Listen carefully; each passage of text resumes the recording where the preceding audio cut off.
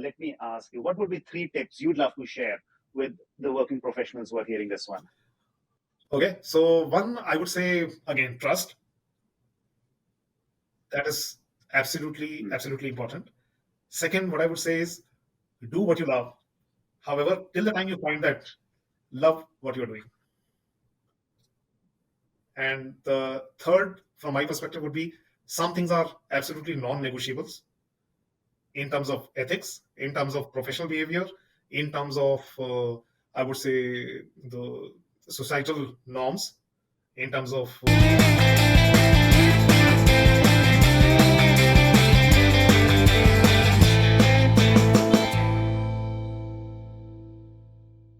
Hi, everyone, and welcome to this edition of the OriginBluy Podcast. Today, I am extremely excited. I'm excited because I've got Tarun along with me. Tarun is the Global Shared Services Center head at Tech Mahindra. He's been leading this vertical, and after a fairly long, distinguished career in different directions. I won't dive very deep into it right away, but I will invite Tarun straight to speak on his career. Tarun, welcome to the OriginBluy Podcast. Thank you, Vivek. My pleasure being here. Really excited to have this conversation today here. Tarun, I have a question for you, right? You've been the shared services center head at your current organization, and this is after a long career in HR and in different functions. Tell us about your career journey, your professional journey. Wonderful. Some people say it happens by design, but for me, it has been take it as it goes. So I graduated from BITS Pilani in 1991, along with a dual degree in biological sciences. And at that time, the dreams were to be the best techie in the world. And I landed up with Tata Unisys at that time, which was a completely export-oriented software business at that point in time. And they were dealing with proprietary software in Unisys mainframes and things like that. So it was a dream come true getting into the core of technology, and that's where my interest was. So did a lot of stuff, went for some overseas assignments, did work in the Unisys operating systems at that point in time, and later on, I was working with Nasdaq in some back-end applications which were handling trades. And I still remember the day when I got everything working and I went to my boss. It was an Italian gentleman. And I said, everything is working fine. And he said, what's the performance? And I said, about 6 trades a second. He said, well done. You just have a little bit more work to do. I said, what do you mean? He said, you have done six. We just have to do 600 in a second. So, so that is the kind of environment I worked in at that point in time. And I would say that I learned all of my computer science and put everything into practice in those 5 years. Thereafter, I landed up moving to business development, and I fought tooth and nail with my boss at that point in time that I'm a techie. Why are you putting me in business development? And he promised 3 months. If you don't like it, get out of it. And I never got out of that from that point. And we used to defend bids. We used to build bids and defend bids, and many of these used to be the proposal request comes in the morning, and in the evening we turn around the proposal, making the whole organization dance around us at that time. And it felt really empowered that you could make anybody work for any number of hours. And we used to do that. And one fine day I became SAP practice head because we had to defend a bid the next day. So that happened, and then I was working with HCL Perot Systems at that time. And then Perot acquisition happened, and somebody from resource management was traveling abroad for integration. And my boss said, just look for it, the resource management function for a couple of weeks. And that couple of weeks landed up to be 4 years. And then somebody handling risk management, he left the company and he said, just take care of risk management for a couple of weeks. And that kind of, it stuck with me. So lots of these accidents kept on happening with me along the way. And one fine day I was having a conversation with some folks, and next day morning I found myself in the business HR role at Tech Mahindra. in Noida, and I did that for about a year and a half. And then one day my boss called me, and that my boss was a man of few words, and he just said two sentences that there's a position in Hyderabad. Would you like to come?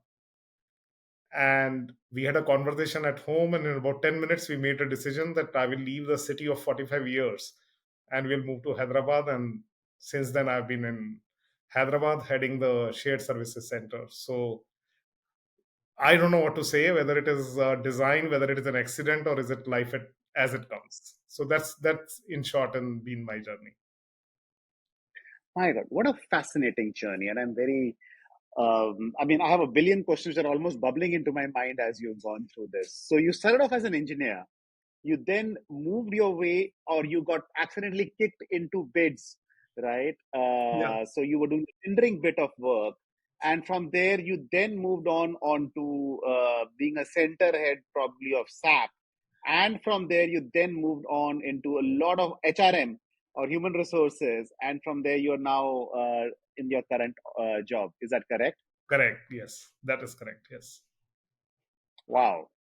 Wow. How does it, I mean, you've told me that it's been a series of accidents, but mentally for you and emotionally for you, how was this journey? It has been very, I would say, very, very exciting and very, very fulfilling. If I look back, uh, long back, I heard somewhere, you should do what you don't know.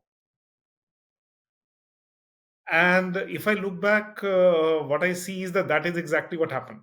I took up something, I did it for a couple of years, then I knew it. So when I knew it, then it was time to move on. I had to do something which I did not know. And whatever my journey has been, I would say it perfectly fits in that frame of doing what you don't know, because whatever you know, somebody else can do it. You can teach somebody else to do it. Correct. So it has been that way, and it has been really very, very exciting to be doing it that way. And even in the current role, even though I move into shared services role and it looks like a mundane role, by, but I land up doing something new every day. I'm still very, very deeply connected with technology. I play with Power Automate, I play with SharePoint, I play with our enterprise ERP systems and all that kind of stuff. So I still keep on playing around with lots of things, because whatever I know, that my team does. I don't have to be worried about that. So that has been my experience. So it fits in with what I like, it fits in with what I would like to do, and life goes on. I would say it's about 33 years of experience, diverse experiences which I have gone through, and each and every experience has been very fulfilling for me. Very interesting. There's also a very interesting facet about you, right? What you mentioned is you left your city of 45 years to Yes, move over onto Hyderabad. correct. Um, Normally people would make these relatively early in their careers, right? You'd move Yes, to a different city when you're very young, just out of yes, college, etc. yes. But to do it when you're already established, I'm sure kids and all were going to school, etc., and then to uproot yourself and go to a new places is not something I've heard people speak of very commonly. Yeah, yeah. There were some additional drivers which happened, in the sense my son was graduating from 12th standard and he had to go to a college, and he did not make it to the IITs at that point in time. I had got admission in VIT, Vellore, and we were looking at Mahindra University as well at that point in time, which had a college in Hyderabad, and we were also aspiring for Triple IT Hyderabad at that point in time. So when my boss called me, I said, okay, it doesn't matter. Let's go to Hyderabad, because my son would anyway go to college. My daughter is too young. She was about 4 years, 5 years old, something around that. So we said, okay, it doesn't matter. We can possibly move. And as the flight was touching down Hyderabad that day, it was 27th of July that year, 2015. And as the flies touched down, the first message was confirmation of his admission in Triple IT Hyderabad. So, Wow, congratulations. so it just so happened. Again, I said nothing planned, but it just so happened that way, and then everything fell into place. Wow. This is probably the biggest coincidence I have ever heard from anyone, Yeah, right? I mean, you land and your son gets placed in Triple IT Hyderabad, which is actually one of the most premier institutes in the country absolutely. as Yeah, well. yes, it was. It was. We were so heartbroken at the time when he did not go through the IITs and bits and all that. We said, okay, it doesn't Hmm. matter. Life will take its own turn. Let's get him into the VIT. And lo and behold, he gets into Triple IT Hyderabad. Wow, wow, fantastic, fantastic, excellent. Tarun, my, uh, I'm curious about one thing. As you've navigated your career, are there some principles or core beliefs that you keep close to you? Okay, a wonderful question, Vivek. For me, it has been an experience all through where there has been a continuity of belief in the overall professional relationships. One has been the trust. My leaders have always trusted me, and I have always trusted my team. Trust is to be broken by the other person if he or she desires to do so. But from my side, it is trust is always there. So there is no question of what people say you need to build trust. For me, trust is there right from the day one when I start working with someone, because I have been in that ecosystem where my leaders have always trusted me, no questions asked. Second has been an empowerment in the sense a real empowerment where I can do whatever I want, whichever way I want. I have the freedom to do so, no questions asked. Of course, that comes with a responsibility that should the things go wrong, I go and tell my boss that I did this and this is what I thought, but this happened and I did not anticipate this or I missed this.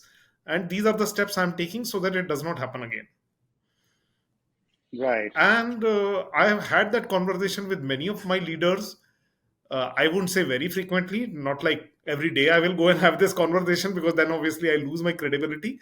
But I would say once or twice a year, things have gone south and I have gone and I have had the conversation and I have told them very, very candidly that this is what has happened.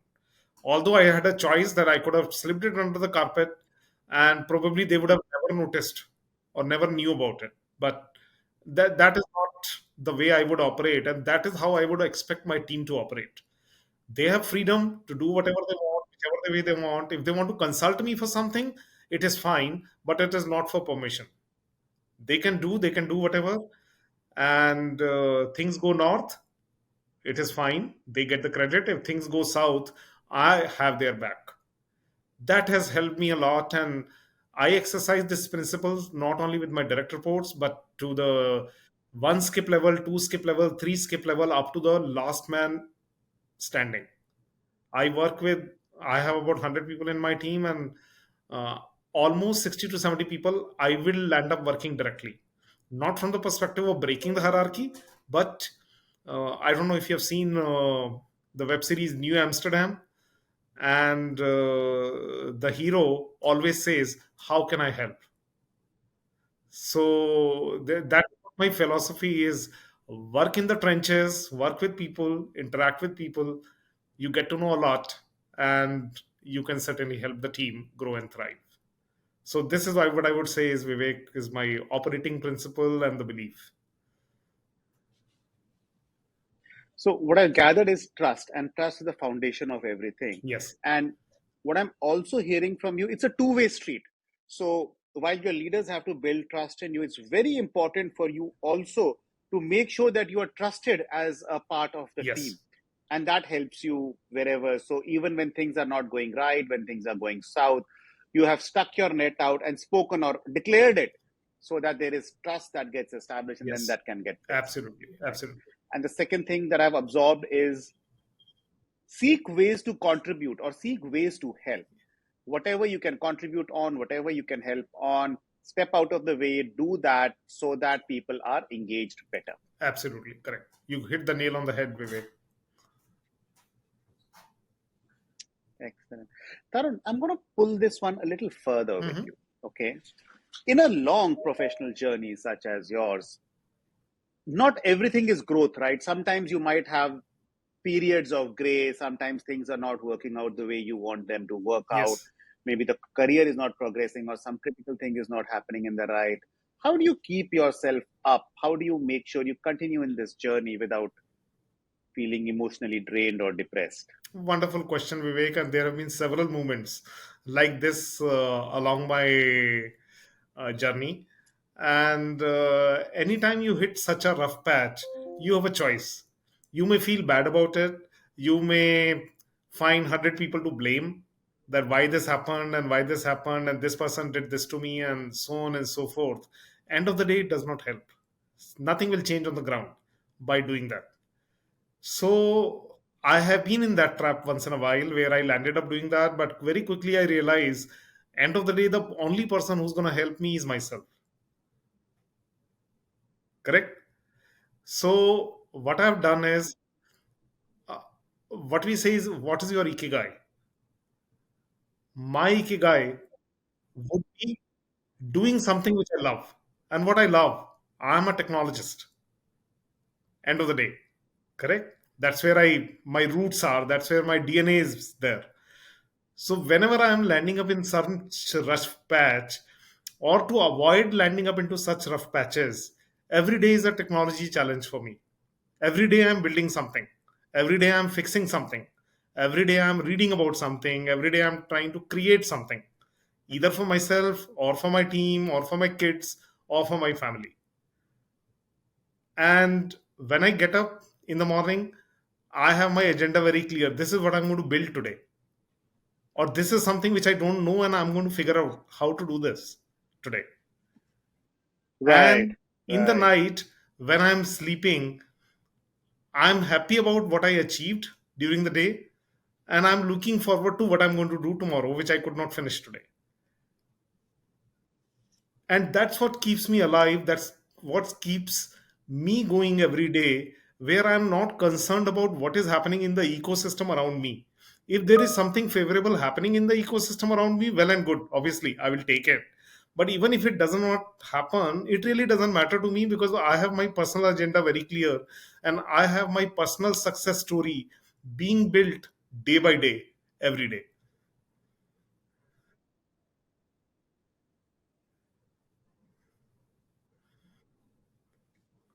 Defining an ikigai is a very important element, and that helps you navigate. Yes, that is helping me navigate every day. So it's a new story every day. It's something which I achieve at the end of the day every day. And I'm happy about it. And making It may contribute to the organization, it may not, but it definitely contributes to me today and tomorrow to the organization as well. Brilliant. Tarun, I'm going to shift So, gears a little bit over here. Okay. And I'm going to dive into your very vast experience around this tech mhm. space, right? What are some people issues or people challenges you think organizations are experiencing or will be experiencing in the near future? So I would say that 30 years back when I started my career, up to a large extent across the industry, it has been a command and control culture.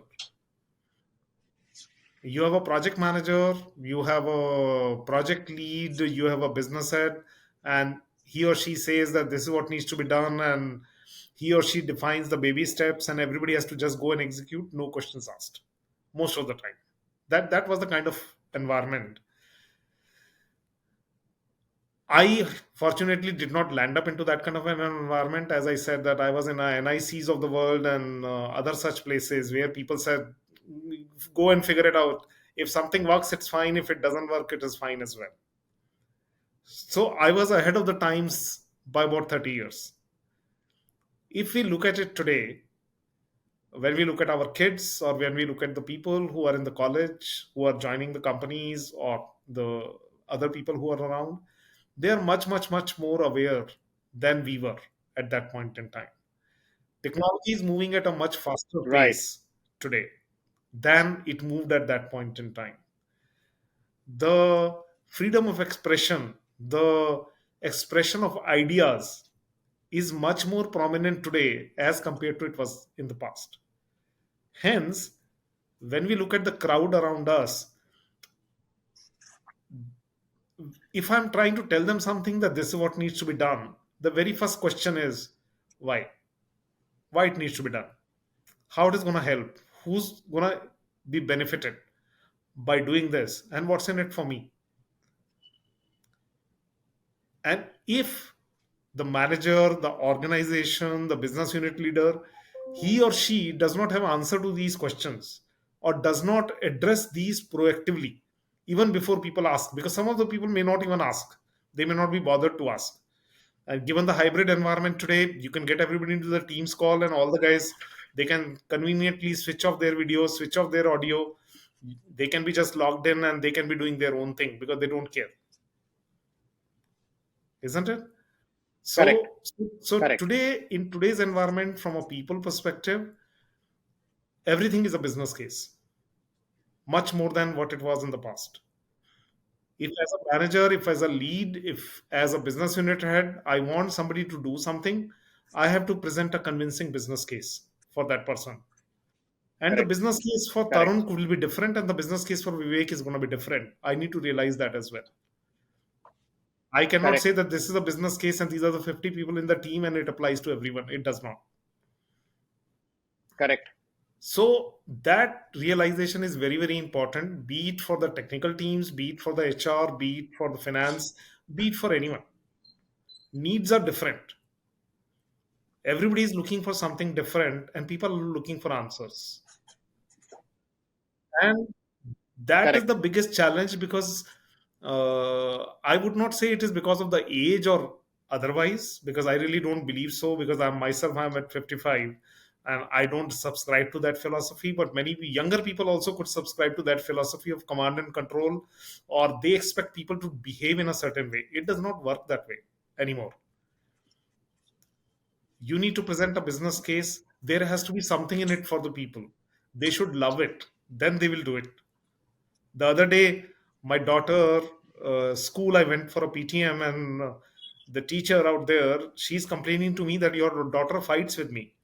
And I said, what happened? And she said, I had asked the papers to be put in a particular kind of a file, and she has put in a different file, and she's fighting with me, and she's not ready to give me in the file which I wanted. I, s- I asked why. She said she's not able to give me the answer that why it needs to be in that file and what is the problem with this file. Unless she gives me the answer, there's no way I'm going to put that in the file which she wants. And she said on the face of the teacher, and she's kind of all of 16 years, correct? And the teacher was just kind of looking at her like, what is this happening? So, so if a 16-year-old is doing this in school with her teacher, imagine the people who have graduated from engineering colleges or otherwise, and who with whom we are dealing today. It's a different world. So we need to deal with people in a very different way than it was in the past, and same for the customers as well. Previously, whatever customer said, customer is always right and you are God. But I have been myself in the situation where I have called out and I have told the customer either what they are asking is not correct, or either the way they are behaving is not correct. I have called it out on behavior as well to my customers many a times. 30 years back, you could not imagine that happening.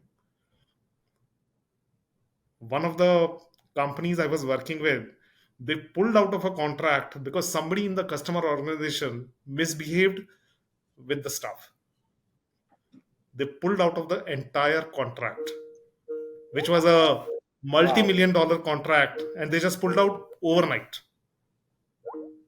They said, we are Wow. not going to work with the customer who does not respect people. And when we heard of it the next day, we were kind of amazed that something like this could happen for something around a behavior. Company pulling out a contract because of one isolated incident.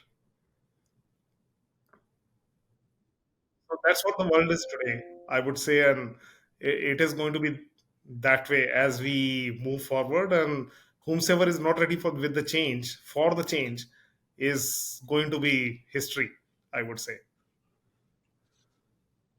So, what I'm hearing from you is more purpose driven Yes, or more what's in it for you as an individual driven versus no, go do this. yes. Because the options are a lot more which are available to people today to what they were perhaps 30 years back. So it's a very different generation, it's a very different space. And it's not just jobs, people can do small gigs which are available to them and earn money. So the options are like just exploding for this generation. See, I would say options were there at that time as well, but the awareness was not there. Today, because of internet and all the Yes, technology, the awareness is much more than what it was before. Options were there at that time. That time also we had startups, correct? That if you look at TCS of the world, Infosys of the world, they were all startups at that point in time. But very few had the courage to do correct. that. Today, you will have 1,000 people who have the courage to do that. Out of 1,000, probably 990 will fail, but 10 will succeed. Very fair. So Very it's the fair. question of, I would say, the technology revolution has brought everybody at the same level as compared to it was in the past, where you did not have access to the resources and the information. Understood. And it's very fair point. Very fair point, Taran. So this would definitely be a key driver. How should organizations change to meet these kind of or new workforce challenges? See, I would say that when we are looking at the organizations need to take a step back and look at what is it that they want to accomplish, what is their business goal. And a business goal of a startup could be very different than a business goal of let's say, a company like Infosys or Tech Mahindra or any of these kind of a companies. Business goals are very different. And even within the organization, you may have a practice around cloud, you may have a practice around legacy application support. Everywhere, the business goals are going to be very different. What organizations need to do is to craft their strategies for people management aligned with their business goals. You can't keep it separate. You can't say that I'm going to do the business strategy in the boardroom and I'm going to leave it to the HR to figure out the rest. It will not happen. If the HR strategy and the business strategy is not aligned at the lowest level, it will not work. If you need a person for application security today, the person who's joining the organization is going to start at about 4x multiple of what a regular Java engineer will start with. And if HR tries to create a common strategy, it is not going to work. The kind of people are going to be different. The locations are going to be different. You are going to find people working in application security in the Eastern Europe who are not ready to move, but they are excellent people. Correct? So you can't say, come to Absolutely. London and do the work. They say, take a hike. I'm not interested. So that part of the business will have to structure itself to be able to deliver from Eastern Europe. Vis-a-vis when you are looking at regular IT services jobs, they can very well happen from Philippines, Kuala Lumpur, anywhere. It doesn't matter. The expertise is going to be different. The expectations are going to be different. Everything is going to be very different. So aligning the HR strategy to the business strategy of a particular unit, it has to be different. It cannot work at the organization level or at the country level. It has to be a customization at the lowest possible level, and the organizations which are able to do that, those are the ones which are going to be there tomorrow. Otherwise, as you know, when we look at the Fortune 500 organizations, 10 years, 70-80% of them are gone. They don't exist. And at one point in time, they were in Fortune 500, and it just happens in about 10 years Correct. duration. So that is what is going to happen, and probably the 10-year will turn to 5 years now. So what I'm hearing from you is a misalignment of business and people strategy will actually have a very direct impact on the success of any business. we cannot continue applying the same rules which were working 10, 15 years back to the nature of workforce and the nature way people work today. Is that correct? Yes, absolutely, absolutely correct. So focusing on 9 to 5 working or 9 hours of work and all that kind of stuff, it is immaterial. It doesn't mark. People can work from anywhere. Somebody could be sitting on a Goa beach and doing the work on his laptop, and he or she can be kind of equally efficient or more efficient rather than somebody who's kind of driving in a 2 hour crazy traffic of Bangalore and coming to office to show his or her face, and then going for a 1 hour coffee break and 2 hour lunch break. Correct? True, true. So uh, you need to realize the realities of the business, realities of the needs of people, and center the whole strategy around that. And you can't be in a mode of expecting people to quote unquote behave in a particular way. It will never happen. It'll never happen. Now, Tarun, this is interesting, and I hear you and I agree with you completely. At the same time, the tech industry itself has been at the forefront of the at initially work from home. For example, I know tech industry has Yeah. been adopting it, uh, VPN tokens, etc. I don't think any manufacturing or any other setup will have it before a TCS or an Infosys or a Tech Mahindra would Yeah. have it, Yeah. right? At the same time, your industry has also had to grapple with a lot of allied problems. For Mhm. example, poor engagement, lack of moonlighting was a Correct. term that Correct. emerged very strong, right? Person works for you, but is also working somewhere else using some other gig work. We say that we are working, but perhaps are we? Yes. So on and so forth. So there are these infinite problems that start emerging the moment you talk about flexibility at scale. Correct. What options do organizations have in this scenario? So I would say that whatever is happening today is more of a growth pains. I remember going into a couple of conferences in late 2019, early 2020, just before COVID, and we they were the topic of quote unquote future of work was the most interesting topic, and every conference was happening around this theme because this was supposed to be the in thing at that time.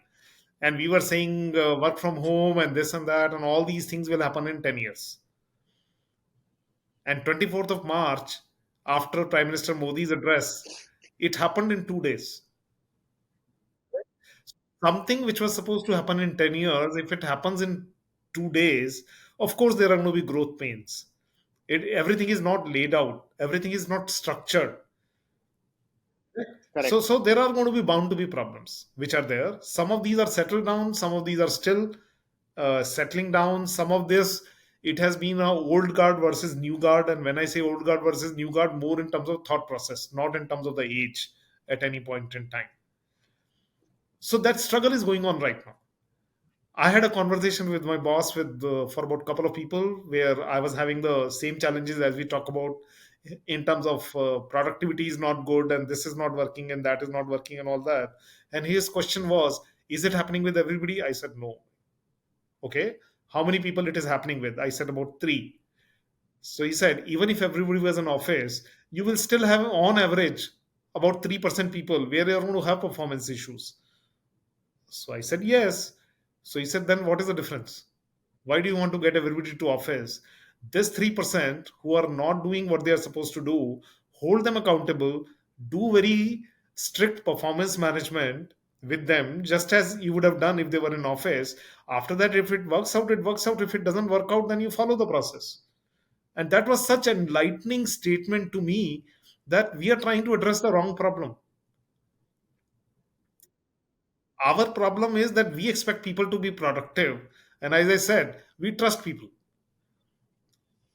Right. 97% of the people, they will behave. 3% people will not.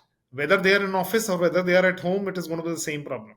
So deal with the particular problem and not try to get 97% people to do it the way you want, because 3% people, you want to hide behind the 3% people. It does not work. So the way I look at it is people are trying to solve the wrong problem. That's a very fair statement. Very fair statement. Thank you so much for shedding light into it in this way. I don't think a lot of leaders look at it in this way, so I think it's a good insight. Yeah, it has been like my experience. So my team today, we tell them I'm there in office all 5 days. You want to come? Come. You want to have a coffee? We can have a coffee together. You want to work from home? It's your choice. But we are going to manage performance very, very rigorously. And if you're falling short, then you're falling short and you are going to be called out. And last 3 years, 4 years, it has worked just fine. I have not had any significant challenges. Interesting. Interesting. Tarun, we've overshot our time quite a bit. It's been a very interesting Oh, my conversation. pleasure. Before I wrap up, let me ask you, what would be three tips you'd love to share with the working professionals who are hearing this one? Okay, so one, I would say again, trust. That Hmm, is absolutely, absolutely important. Second, what I would say is do what you love. However, till the time you find that, love what you are doing. hmm, And the third, from my perspective, would be some things are absolutely non negotiables in terms of ethics, in terms of professional behavior, in terms of, I would say, the societal norms, in terms of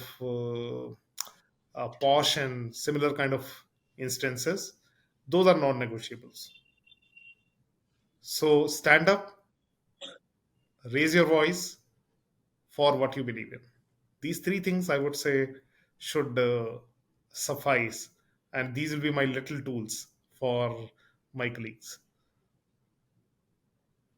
fantastic terms.